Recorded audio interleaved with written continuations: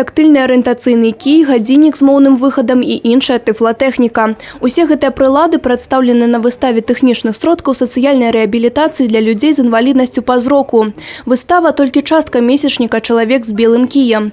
Гэта маштабная інфармацыйная кампанія, мэта якой прыцягнуць увагу шырокай грамадскасці да неабходнасці стварэння максімальна камфортнага і даступнага асяроддзя для інвалідаў. Каждый год в вот этот период мы массу мероприятий различных проводим. Это различные встречи, круглые столы, конференции.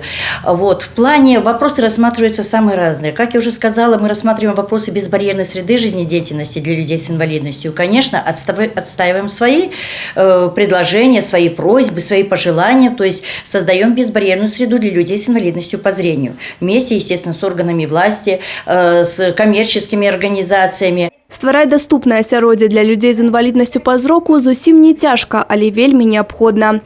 Бо кожны дзень гэтыя людзі вырашаюць шэраг задач, якіх для ведушчых наогул не існуе. У рамках месячніка «Чалавек з белым кіем» прайшоў абласны конкурс «Звычайны цуд». Яго пераможцам стаў Андрей Ляпустин. Этот год прошел, тоже насыщенно достаточно. Вот. Но я хочу сказать, что все зависит все-таки от нас самих и от того, что в наших головах. Поэтому так как ты себя решишь, что ты для себя какие цели поставишь, что, в принципе, ты так и будешь действовать дальше. Я не скажу, что я самый активный, но один из самых активных в обществе, кто что-то пытается для себя сделать, в принципе, не сидеть на месте.